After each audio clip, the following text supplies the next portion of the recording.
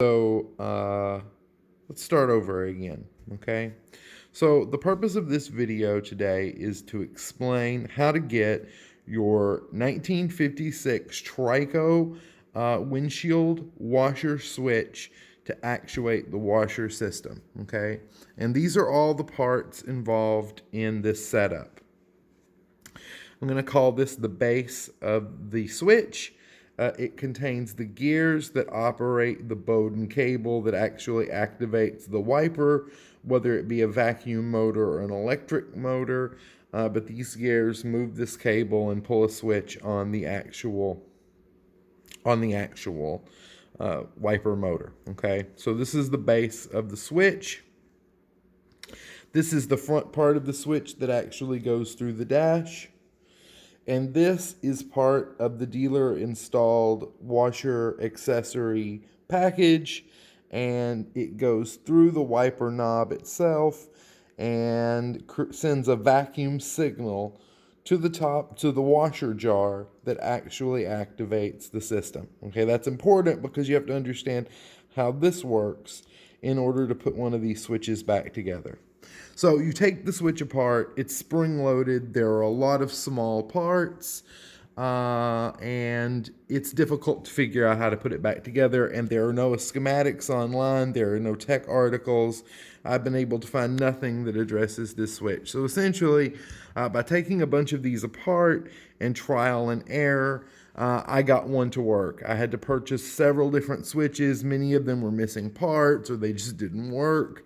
And finally, I figured it out, and I'm just going to share this with everybody so that if you get to this point and you want your push button windscreen washer setup to work, you can reference this video and you'll know exactly how to put the thing back together. Okay, so I'm going to go over this in that amount of detail to show you how this works.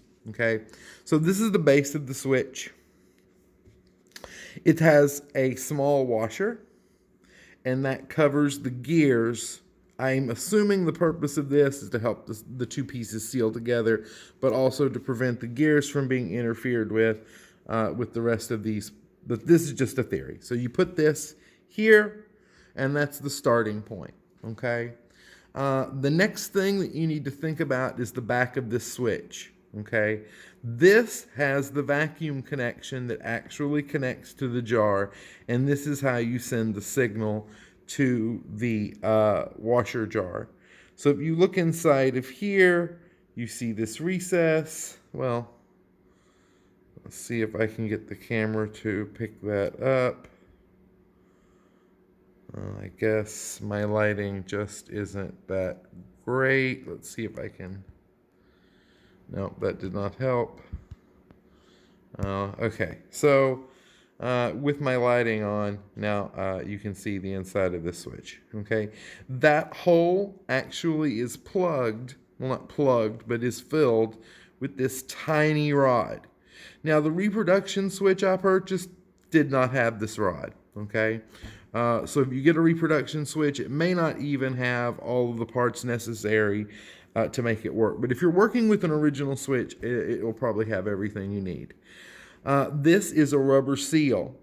This has to be pliable. This has to be intact in order for this setup to work. Okay. So one guy recommended putting Vaseline on this. When I took apart a switch, it was pretty obvious it had been lubricated. So you may want to consider that. Okay.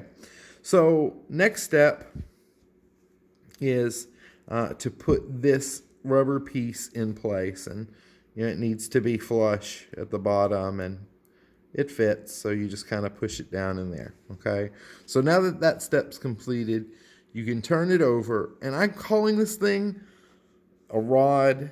I'm not really sure what it is, but you drop it down into that hole like that, and there it goes. Okay. The next thing is this spacer. I can't tell you for sure how many of these your switch is going to need. I had one switch that had 2 of them. I had one switch that had 3.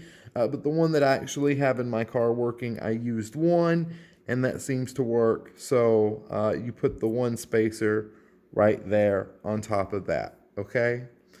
So the next part is assembling the switch, and it's going to be very difficult for me to do that one